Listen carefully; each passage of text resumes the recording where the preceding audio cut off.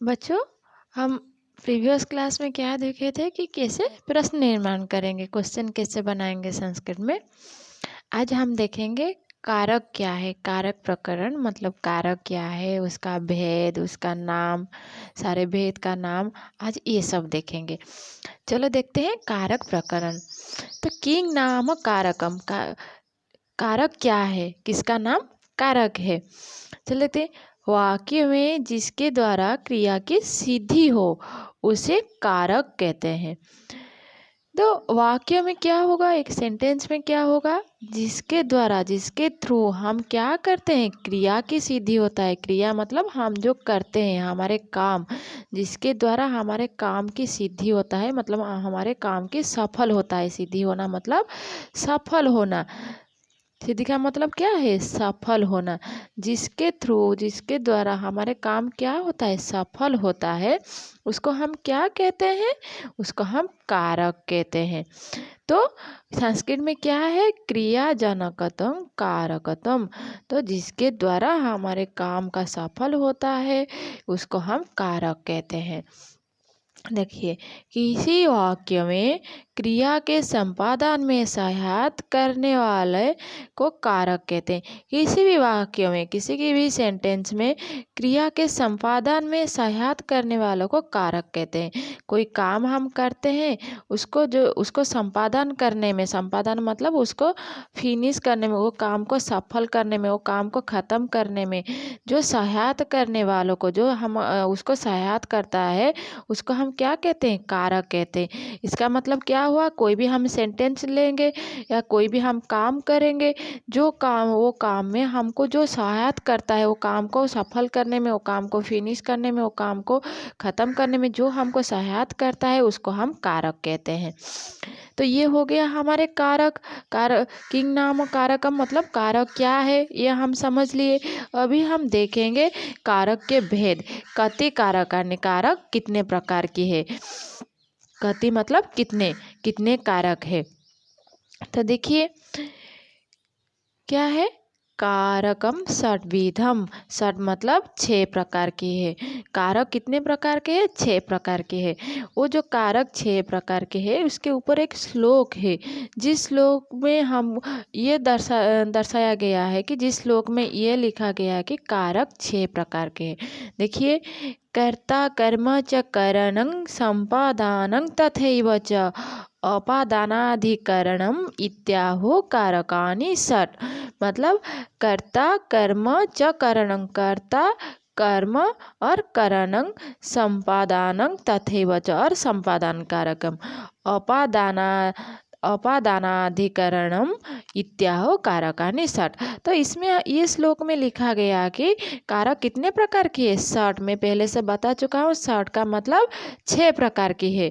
हमारे कारक कितने प्रकार की है, 6 प्रकार की है।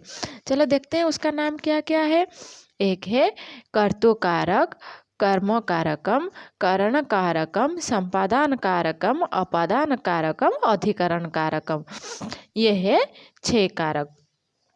तो अभी हम देखेंगे ये 6 कारक में कर्ता कारक हम किसको कहते हैं, कर्तु कारक मतलब कर्ता कारक। हम ये कर्तु कारक किसको कहते हैं, हम देखते हैं। कर्तु कारक में कर्ता, पहले हम देखेंगे कि हम कर्ता क्या है, उसके बाद हम देखेंगे कि कर्तु कारक क्या है। हम जब तक नहीं समझेंगे कि कर्ता क्या है तो कर्तु कारक हम नहीं समझ पाएंगे। चलो देखते हैं कर्ता क्या है। क्रिया को स्वतंत्र रूप से करने वालों को कर्ता कहते हैं।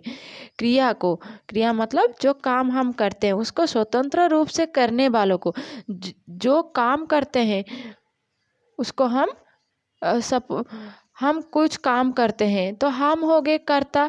राम कुछ काम करता है तो राम हो गया कर्ता। राम पढ़ाई करता है तो पढ़ाई कौन करता है, राम करता है। तो क्या कह रहा है ये, क्रिया को स्वतंत्र रूप से करने वालों को कर्ता कहते हैं। जो क्रिया को करता है, क्रिया मतलब काम, जो काम को करता है उसको हम कर्ता कहते हैं। सपोज राम पढ़ाई करता है तो राम हो गया कर्ता, क्योंकि कौन पढ़ाई करता है, राम पढ़ाई करता है। पठन रूप की जो काम है वो कौन करता है, राम करता है। देखो, यथा रामः पठति, अत्र रामः कर्ता भवति। यहाँ पठति क्रिया को करने वाला कौन है? राम है। जो पठति यहाँ क्रिया है। पठति मतलब पढ़ाई कर रहा है, तो कुछ काम कर रहा है। सपोज रामः लिखति, तो राम लिख रहा है। रामः गच्छति, राम जा रहा है। तो जो जा रहा है, लिख रहा है, पढ़ रहा है, ये एक एक काम है। उसको कौन करता है? राम करता है। जब राम ये काम को करता है, तो करने वालों को यहाँ क्या किया गया है कि क्रिया को स्वतंत्र रूप से करने वालों को कर्ता कहते हैं। पठन रूप की जो क्रिया है, पठति, पठन रूप की जो क्रिया है, उसको कौन करता है? राम करता है।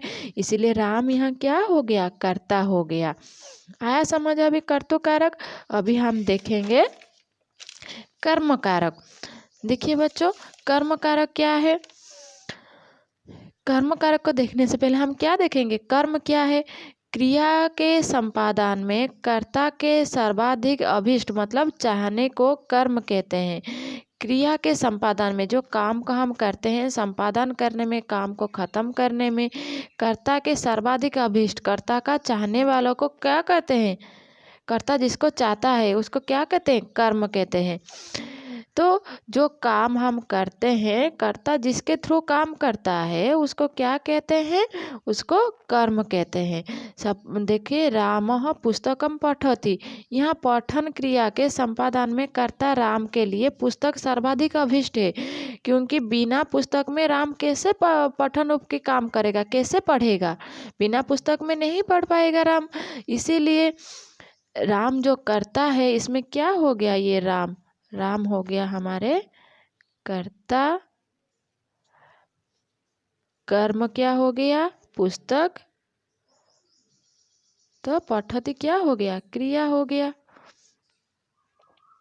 तो इसमें देखो, यहाँ पठन क्रिया के, पठन जो क्रिया है, ये पठन क्रिया को संपादन में, पठन क्रिया के संपादन में, पठन क्रिया के को संपादन करने में कर्ता राम के लिए पुस्तक सर्वाधिक अभिष्ट है। अभिष्ट मतलब पुस्तक जरूरी है, पुस्तक चाहना है। पुस्तक, बिना पुस्तक में राम कैसे पढ़ाई करेगा? तो बिना पुस्तक में राम पढ़ाई नहीं कर पाएगा। इसीलिए पुस्तक इसीलिए राम के लिए जरूरी है। क्यों जरूरी है? वो पठन क्रिया को संपादन करने के लिए, पढ़ने के लिए। इसीलिए सर्वाधिक अभिष्ट है क्या? पुस्तक। अतः ये कर्म कारक है। पुस्तक क्या है इसमें? ये पुस्तक इसमें कर्म कारक है। चलो हम देखते हैं अभी कारण कारक।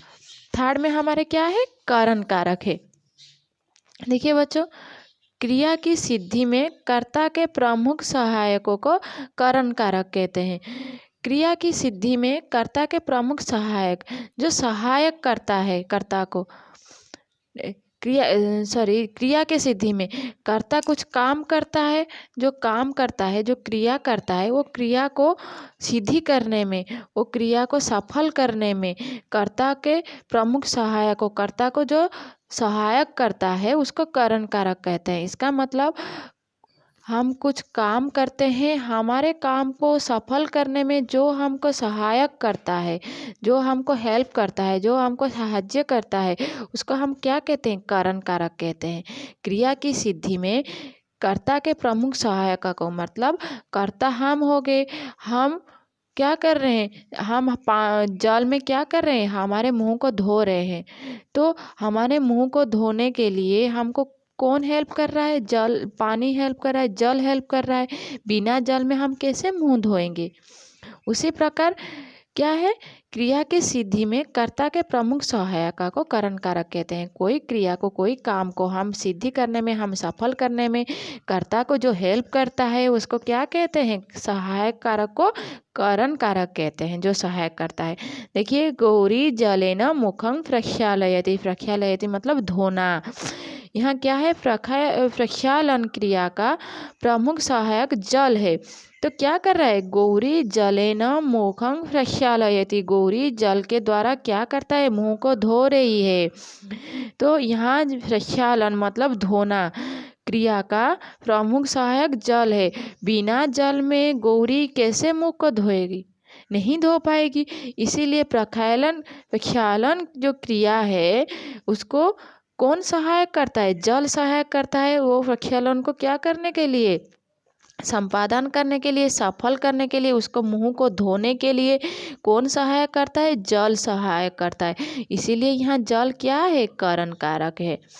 तो कोई भी काम हम कर रहे हैं वो काम को सफल करने के लिए हमको जो हेल्प करता है उसको हम क्या कहते हैं? कारण कारक कहते हैं। यहाँ गौरी मुख धो रही है, मुंह धो रही है, तो मुंह को धोने के लिए क्या जरूरी है? जल जरूरी है। तो बिना जल में गौरी मुंह नहीं धो पाएगी, इसीलिए जल यहाँ क्या हो गया? कारण कारक हो गया। अभी हम देखेंगे संपादन कारक। जिसे कुछ दिया जाता है या जिसके लिए कोई कार्य किया जाता है उसके क्या कहते हैं? संपादन कारक कहते हैं। हम कुछ चीज किसको दे रहे हैं? जिसको